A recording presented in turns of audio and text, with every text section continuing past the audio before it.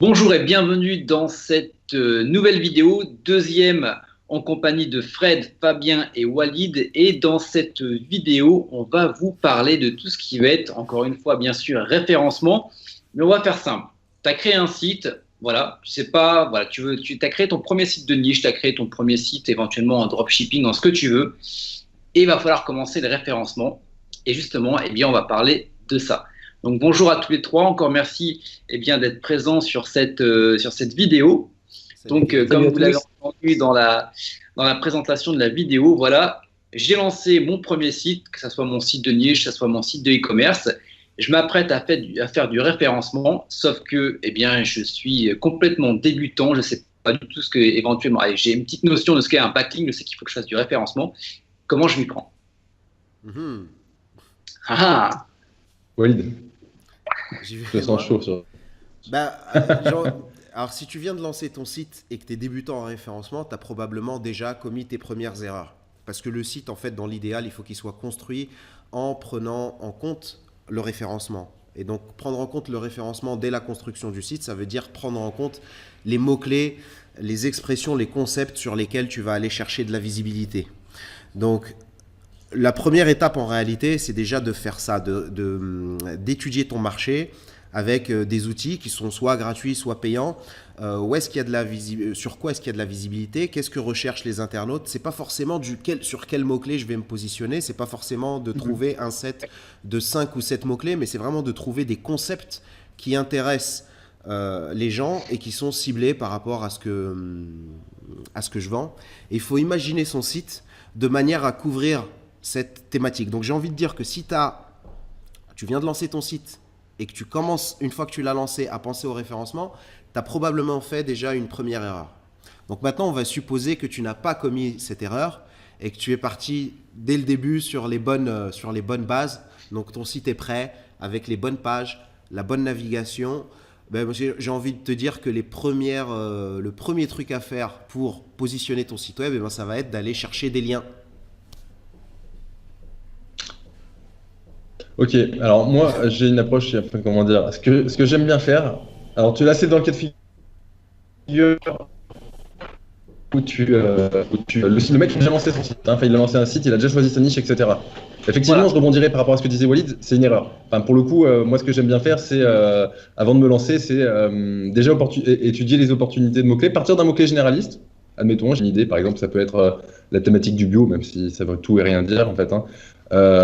Identifier un produit de niche peut-être assez spécifique et regarder les opportunités de mots-clés qu'il va y avoir par rapport à ce produit-là, voir si je vais pouvoir générer suffisamment de trafic sur ce mot-clé-là, mais aussi voilà, sur tout, on va dire, sur tout l'univers de ce mot-clé-là. Voilà, regarder un petit peu la concurrence, regarder un petit peu, il y a des signaux qui sont sympathiques du style, ne serait-ce que regarder les enchères que sont prêts à mettre les gens qui font de l'AdWords, ça peut donner un intérêt, un signe quant à l'intérêt de se donner du mal à se positionner sur ces mots-clés-là. Ça veut dire qu'ils convertissent en fait. Si les gens mettent de l'argent sur la pub payante, ça veut dire que ce sont des mots-clés qui convertissent et donc du coup, pourquoi ne pas se positionner en naturel sur des mots-clés comme ça, voilà. Donc mais j'aime bien voilà, savoir où je vais avant d'être dans la création de site. Et on peut préciser aussi, si vous avez lancé votre site et que vous ne l'avez pas encore crawlé, c'est-à-dire, on va dire, parcouru votre site, en fait, il y a des outils qui existent comme Screaming Frog. C'est ce qu'on appelle un crawler de site. C'est-à-dire qu'il y a beaucoup de personnes qui font l'erreur, ils mettent leur site en ligne alors qu'ils n'ont pas conscience en fait de comment le robot d'un moteur de recherche va parcourir son site. Et ce qui est très important avant de mettre un site en ligne, c'est justement de crawler son site avec un petit outil comme ça, qui en plus est gratuit, et pour voir à quoi ressemble en fait votre site. Est-ce que vous n'avez pas des pages qui sont orphelines, qui n'ont pas de contenu? Est-ce que vous n'avez pas des pages en double, etc., etc. Parce que c'est très important en référencement qu'un site soit bien né. Voilà, ça peut déterminer, on va dire, la réussite future du site. Ah ben c'est la première rencontre avec Avec moteur de Google. recherche, ouais. Ouais. Si je peux rebondir sur un truc, voilà, mettons, il y a un cas de figure où c'est pas mal que le mec soit déjà passé à l'action, entre guillemets, voilà, il a lancé son site, il est déjà passé à l'action, il y a quelque chose qui est très intéressant à faire, c'est de le passer sur Webmaster Tool et de regarder exactement en fait là où il imprime. Et ça peut lui donner des idées de mots-clés à creuser, voilà, sur de l'existence, c'est pas mal aussi, voilà. Donc on peut être mal lancé et finalement le fait de s'être quand même lancé, tu vois, c'est quand même quelque chose qui est important de passer à l'action, important. en tirer, on va dire, voilà, en tirer des choses positives. Tout à fait, ouais, c'est Dans tous les cas, pas quelque chose d'irréversible. Pardon. Non, voilà. tu veux dire, tu peux toujours t'être lancé, éventuellement avoir fait des erreurs que tu peux rattraper dans tous les cas Bien par sûr. derrière. Heureusement. Ouais. Et puis des fois sur un malentendu, tu vois, je veux dire, tu vas arriver à identifier des mots-clés auxquels tu n'aurais pas pensé, même en ayant mal fait les choses en fait. Hein. L'important après, c'est de les faire bien et de surtout arriver à identifier les opportunités que tu as identifiées, voilà, sur un malentendu. Mais voilà, de toute façon, voilà, pour moi, le cœur du truc, c'est de passer à l'action. Après, on voit. En fonction des positions, etc., tu ajustes tes actions. Là, c'est vraiment en premier, en fait, avant de lancer ton site, c'est vraiment de savoir sur quel mot-clé tu vas te positionner. Est-ce que le mot-clé sur lequel je vais me positionner, est-ce qu'il y a du trafic? Est-ce que le trafic qui vient sur ce mot-clé-là est prêt à acheter? Est-ce qu'il y a des choses à acheter en face? Est-ce que ça va être rentable? Voilà, j'aime bien prendre l'exemple du sac de billes. Tu peux vendre des sacs de billes, mais ce qu'il y a, c'est que ton sac de billes à 5 euros avec une marge à 2%, bah, tu vas falloir que tu vendes de la bille derrière pour générer du cash, parce que on se le cache pas, quand on fait de l'affiliation, le but final, bah, c'est d'avoir des revenus à la fin du mois. Bien sûr. Donc voilà, donc on va dire que mon site était soit nickel, soit ben voilà, j'ai écouté vos conseils, j'ai été voir si tout était bon et j'ai tout remodifié. Le site, il est nickel chrome, je sais qui est-ce que je vis, je sais que je vais pouvoir faire de la thune derrière. Voilà, maintenant par contre, il faut que mon site il rank sur Google. Mais voilà, qu'est-ce que je peux faire? Tu dois absolument travailler la confiance que Google va accorder à ton site. Parce que finalement, tu n'es pas le seul sur Google et tu vas avoir des concurrents qui ont des pages de qualité qui est à peu près égale à la tienne. D'accord. Et donc finalement, qu'est-ce qui va faire la différence? C'est à quel point Google te fait confiance, et ça va être lié énormément à ta popularité. Et ta popularité, on revient toujours à ces vieux backlinks, donc les liens hypertextes, les liens qui pointent vers ton site. Ça va être quelque chose. Honnêtement, je pense qu'une fois si on est en train de parler d'un site qui est prêt techniquement, qui a les bons contenus, qui vise les bons mots-clés, le levier qui va te permettre de monter sur Google, ça va être les backlinks. Donc pour moi, le premier truc que tu dois faire, c'est travailler tes backlinks. Donc acquérir des backlinks. Alors tu peux les acheter, tu peux à partir sur une stratégie basée en partie sur des domaines expirés, tu peux faire du guest blogging, tu peux spammer avec les risques que ça comporte. Ouais. Donc en connaissance de cause. Donc après tu peux spammer intelligemment, parce que le spam c'est pas que des techniques de bourrin. Tu peux faire tout un tas de trucs. Et je veux dire, peu importe finalement ce que tu fais, ce qui va compter, c'est que tu les fasses réellement et que tu aies une courbe d'acquisition de backlink qui soit proportionnelle. Mais il faut y aller franchement. Ouais. Enfin, alors juste pour qu'est-ce que c'est préciser, juste préciser par rapport à ce qu'a dit Walid. Juste sur justement la courbe de croissance des backlinks, c'est très important au début de ne pas y aller franchement, d'y aller vraiment crescendo, qu'il y ait une cohérence. Je veux dire, un site qui sort, qui a 3 pages et qui n'a pas un intérêt particulier à buzzer, c'est pas normal qu'il reçoive 500 backlinks d'un coup. Donc je pense que ce qu'on peut dire, c'est peut-être dans la chronologie, voilà, les meilleurs backlinks, c'est les faire en premier, et après il y a les crescendo en augmentant le volume de backlinks et si possible le volume de pages. Voilà, ça c'est très très important. Ouais, merci Fabien de préciser, parce que par y aller franchement, ça voulait pas dire envoyer la sauce, quoi. Tu sors pas la Negev. Voilà. On est d'accord. Yeah. Mais c'est vraiment faire les choses, parce que même si tu commences avec quelques liens, eh bien les webmasters, les blogueurs, il faut les contacter. Il y a quand même un travail à fournir pour les convaincre, quitte à leur envoyer du contenu dès le départ. Et c'est ça, y aller franchement. C'est vraiment mettre le pied dedans et y aller. Parce qu'il y a plein de gens en fait qui ont peur de tout ce qui est link building, netlinking. Soit ça leur fait peur en réalité, soit ça les fait chier. Pardon pour l'expression. Mais finalement, c'est vraiment le truc où il faut laisser ces états d'âme, on va dire, de côté et faire ce qu'il y a à faire. Parce que c'est le truc qui va faire ranker ton site. Alors juste avant d'enchaîner, pour vous, qu'est-ce que c'est qu'un bon backlink? On va faire le coup des inconnus là, le bon backlink et le mauvais backlink. Après, si tu veux, généraliste, en fonction de l'encre, en fonction de la qualité sur le site sur lequel tu vas poster. Est-ce qu'il faut que ça reste naturel? Est-ce que tu peux pousser Ouais. un petit peu? Est-ce que C'est une super question, imaginons, Kevin. voilà, imaginons, je vais prendre un exemple. J'aime bien prendre cet exemple-là. J'ai un site tronçonneuse et je veux un bon backlink pour mon site sur les tronçonneuses. Je te donne un exemple de Qu'est-ce bon que je vais backlink. viser? Pardon? Un exemple de bon backlink là-dessus pour ton Euh, site de tronçonneuse.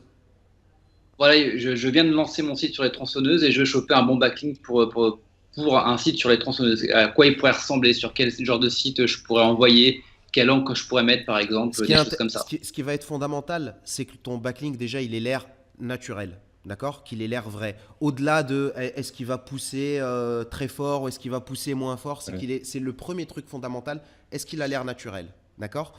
Et bah tiens, dans le cas de ton site de tronçonneuse, un truc qui me paraît très naturel, par exemple, on va imaginer un forum de passionnés de bricolage. D'accord? Ouais. Donc qui parlent et tu vois qui ne vivent que par les bricolages, des mecs qui font que ça. Eh bien quelqu'un tu vois qui est tombé sur ton site et qui parle de ton site en mettant un lien sur le forum, bah, c'est un lien qui va avoir un certain poids malgré ce que l'on peut dire sur les forums, parce que ce sont des pages qui ont moins de page rank etc. C'est un lien qui va être très bien parce qu'il va avoir ce côté naturel. Ouais. Oui. Et j'aurais pu te parler ce qu'on peut dire, du blog d'un bricoleur aussi, tu vois. ouais. Mais c'est important ce que tu dis, Walid. En fait, au-delà des métriques, parce que c'est vrai que beaucoup bloquent là-dessus. Au-delà des métriques, pour moi, un bon backlink, c'est un backlink qui va être donc sur un site où il y a un certain volume de texte, on va dire un backlink contextualisé, et surtout sur une page qui se positionne correctement, c'est-à-dire dans le top 50 minimum, sur la thématique sur laquelle on cherche à se positionner. Donc voilà, moi, au-delà des métriques, je vais vraiment privilégier le fait que mon backlink soit sur un site dans ma thématique et qui se positionne.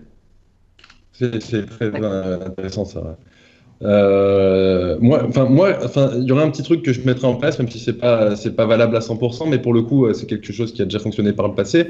Tu prends un site, voilà, qui trust, on va dire, ta thématique, du style, là, tu es sur les tronçonneuses, tu prends Leroy Merlin, Monsieur Bricolage ou des trucs comme ça. C'est des gros sites en règle générale voilà, qui font des backlinks un petit peu partout, l'un dans l'autre. Donc tu prends toutes les pages et tu vas scanner tous les liens sortants de ces gros sites-là, et assez souvent, tu arrives à trouver des petits domaines expirés que tu peux racheter et ensuite faire une petite redire en 301 tout simplement. Et du coup, tu as un lien. Moi, ça m'est arrivé d'avoir un lien depuis un site ultra trusté, enfin vraiment un truc de dingue. Tu n'arrives jamais à avoir des liens sur ces sites-là, mais le lien avait pété, le nom de domaine avait expiré, et du coup, ça faisait un lien direct vers Voilà, bah là, le site que je cherchais à faire monter.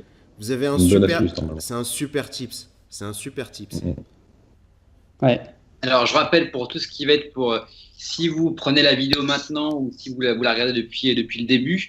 Voilà, donc Walid, Fred et Fabien ont créé donc Traffic Warrior. C'est plein de petits tips, un petit peu comme les tips qu'on est en train de vous dire en ce moment. Voilà, ils ont créé un forum un groupe Facebook sur lequel, eh bien, vous pouvez retrouver tous les tips dont on va parler. On a parlé avant, on va parler maintenant, voire beaucoup d'autres pour votre référencement, que ce soit donc un site de niche, un site de e-commerce, peu importe. Voilà, c'est plein de petits tips. Vous avez le lien qui est dans la description de la vidéo YouTube. Vous avez tous les tutos. C'est à peu près un tuto par jour. Vous pouvez voir et appliquer directement, voilà, sur votre site et voir les résultats dans les jours et dans les semaines qui viennent. Voilà, j'ai juste fait la petite parenthèse. Donc, c'était intéressant. Donc, on parlait des domaines expirés. Donc, je sais que c'est une des petites techniques que vous partagez sur le groupe Facebook. Voilà. Est-ce qu'on peut revenir un petit peu sur cette technique-là? Je vais laisser Fabien là. Non, clairement, les domaines expirés, c'est vrai que c'est un gros levier. Voilà, il y a plein de méthodes, justement, sur les sites de niche. Il y a plein de façons d'aller trouver des domaines expirés. Et ça permet de remonter un site vraiment dans la thématique et d'avoir des liens qu'on va vraiment maîtriser. Donc ça, c'est très important aussi. Donc voilà. Puis en plus, on capitalise quand on commence à remonter des petits réseaux de sites comme ça sur des niches. Voilà, sur le long terme, on capitalise vraiment sur ça, quoi. Bah, disons que pour ranker, tu as besoin que un lien soit puissant. Donc finalement, que la page qui te fait un lien, elle est elle-même du PageRank. Et le fait d'aller sur des domaines expirés, c'est tout simplement pour t'éviter de partir de zéro, tout simplement. Donc de profiter de sites sur lesquels il y a déjà un travail SEO qui a été réalisé derrière de manière artificielle ou de manière naturelle, peu importe. C'est le fait de profiter d'une puissance qui existe déjà et donc d'une puissance que tu n'as pas besoin de construire. Et justement, ce domaine expiré, tu vas t'en servir pour faire un lien sur ce qu'on appelle le monosite, ton site principal, ou est-ce que tu peux carrément construire ton monosite avec ce domaine expiré? Les deux. Oui. Les deux. Les deux. Ah ouais, carrément. Et même, j'irai un petit peu plus loin, si tu veux racheter des domaines expirés, ça a vraiment un intérêt double, voire triple, parce que le fait d'avoir des expirés, en fait, d'avoir plusieurs sites sous la main, ça te permet aussi de faire des échanges beaucoup plus facilement avec d'autres webmasters et donc de monnayer, entre guillemets, la patate que tu as entre les mains. En un jour, tu peux avoir un petit réseau avec une monnaie d'échange en fait, avec d'autres webmasters et du coup, là, tu arrives à avoir des backlinks que tu n'aurais pas pu avoir autrement. Et c'est vrai que le fait de partir sur un nom de domaine pour son monnaie site, de partir sur un nom de domaine expiré, on va vraiment gagner un temps fou. C'est-à-dire que achète un nom de domaine qui est neuf. Il y a même cet effet de sandbox au début où on a du mal à faire sortir, à crédibiliser aux yeux de Google son site. Et donc c'est vrai que c'est un vrai gain de temps et plus si on trouve un nom de domaine expiré qui a déjà du jus vraiment. Ouais, c'est vraiment, il y a pas mal d'avantages. Donc voilà, je veux choper un domaine expiré. Comment est-ce que je fais? Est-ce qu'il y a des petites techniques dessus, des choses comme ça pour repérer des domaines expirés? Fred vient d'en donner une. Ouais, qui est énorme. Il est quand même parce que énorme. pour le coup, c'est Oui, avec Merlin. Après, il y a aussi des plateformes qui sont payantes, je veux dire, pour les gens qui n'ont pas envie de se prendre la tête à crawler des sites, etc. Il y a quand même des plateformes qui sont payantes, je ne sais pas si on peut les citer, mais... si. Il y a DomRaider, il y a KiffDom, il y en a d'autres. Et donc, sur lesquels tu vas trouver des sites d'une certaine qualité. Après, il faut avouer que c'est, en tout cas... À mes yeux, qui ai l'habitude de trouver mes expirés moi-même, c'est vrai que tu as l'impression que c'est cher. Mais pour le mec qui a vraiment pas envie de se prendre la tête, moi je pense que c'est pas déconnant aussi de mettre un billet pour aller se prendre un domaine expiré. Mais vraiment, l'idéal, c'est quand même de connaître les techniques. D'ailleurs, on en parle dans le groupe, dans notre formation, pour aller trouver soi-même ses propres domaines. Et puis il y a aussi des petits tricks pour aller trouver des domaines qui sont beaucoup plus, qui sont assez puissants. Ouais. Donc après, imaginons que tu vas sur DomRaider. Ouais. Comment est-ce que tu peux savoir si le domaine expiré est bon ou pas en fait? Parce que je pense que tu as du bon et du moins bon. Oui, bien sûr. Alors déjà, ce qu'il faut savoir, c'est que quand tu vas dans l'expiré, il faut se préparer psychologiquement à une chose. C'est que finalement, le domaine, tu le vois pas. On est d'accord, c'est comme si tu achetais une bagnole à distance. C'est-à-dire, tant que tu l'as pas vu, tu l'as pas vu. Tu as quand même des choses sur lesquelles tu vas te baser, qui sont les métriques du domaine. Donc les métriques, c'est tous on va dire les informations par rapport au backlink du domaine qui te donnent une indication. Mais finalement, tu n'es jamais sûr de rien. Donc il y a un risque minime que tu prennes un domaine avec des bonnes métriques. Et puis il s'avère que le domaine n'était pas si terrible que ça. Mais disons que les métriques, c'est le truc qui va te permettre, dans 9 cas sur 10, de faire le bon choix. Donc voilà, quoi, j'ai envie de dire les métriques. Tu peux regarder sur Web Archive, par exemple, un truc qui est très important. Donc la Wayback Machine. Donc de regarder ce qu'il y avait sur ce domaine-là à l'époque où il était encore en vie, j'ai envie de dire. C'est intéressant de regarder si entre la première fois où il a expiré et la date où tu es en train d'essayer de le récupérer, s'il n'y a pas eu un autre propriétaire entre les deux. Ça arrive souvent. Des sites qui ont été récupérés par exemple par des Asiatiques, tu vois, qui ont mis des sites de je sais pas trop quoi, mais ça a l'air de trucs super spammy, tu vois. Donc si le domaine a eu une autre vie plutôt obscure, ça tu peux le voir par rapport à Web Archive. Donc voilà quoi, Metrix, Web Archive, ça me paraît déjà très bien. Ça te permet de faire un petit peu un retour vers le futur sur le domaine. Est-ce que tu as carrément comment dire, tu vois le domaine, comment il était. Tu vois, tu as des screenshots en fait.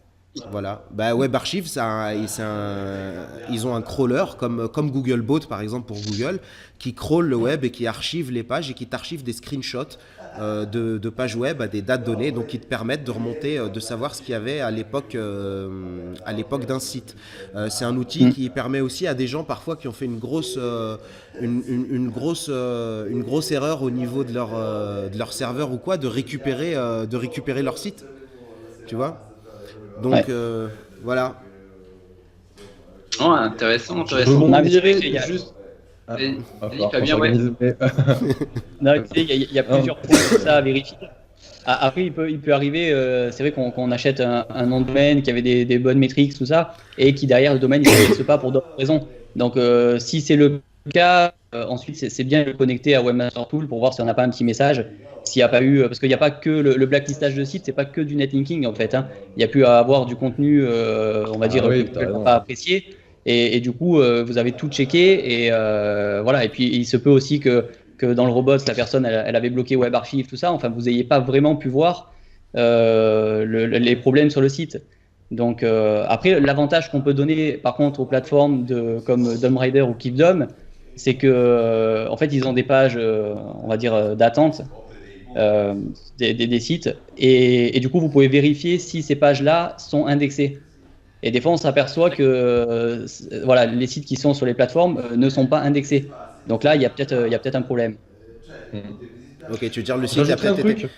Et puis s'il y a jamais un site a été pénalisé, tu peux encore faire lever la pénalité. Hein, je veux dire une fois que tu as Oui, ajouté c'est pas un problème. Voilà, c'est pas Bien irréversible. sûr, un simple message, Alors, des fois, ça débloque. Le mieux t'évite quand même de reprendre un pénalisé. Mais si jamais ça devait Bien vous sûr. arriver, tu as une mésaventure, ça peut arriver. Voilà, vous pouvez toujours régler le truc. Quoi. Il y a pas et voilà, il y a pas aucune inquiétude. Après, Non, mais Wayback parfois, Machine, une autre utilité, excuse-moi Fabien, c'est que tu peux récupérer énormément de contenu en fait qui n'est pas, enfin tu peux choper du contenu gratuit en fait sur Wayback Machine et du coup voilà quand tu récupères les expirés, tu checkes la santé de l'expiré, mais tu peux aussi voilà du coup remonter le site intégralement et du coup avoir du contenu gratuit. Du contenu thématisé bien souvent puisque tu cherches voilà, ton expiré avec la bonne méthode et du coup voilà le contenu des fois ça coûte un petit peu cher et là ce qui est vraiment bien c'est que c'est vraiment l'ancien contenu et ça Google le sait, s'en rend compte. Voilà, moi j'aime bien récupérer l'ancien contenu plutôt que de mettre du nouveau contenu quand c'est possible en tout cas. C'est intéressant ça. Ah bah ouais, c'est... Ça t'évite quelques comment dire, quelques prestats de rédaction derrière. Ah bah Ok. ça, Ouais, et puis en plus ça casse toutes les objections. Je veux dire, les objections au domaine expiré ou au réseau de sites, c'est quoi? C'est que ça coûte cher en contenu. Il faut faire, voilà, quoi, avec une technique comme celle de Fred, là, bah, c'est imparable. On est d'accord. Est-ce que vous auriez encore une petite technique, un petit hack, voilà, en référencement SEO à partager avec nous? On a que ça.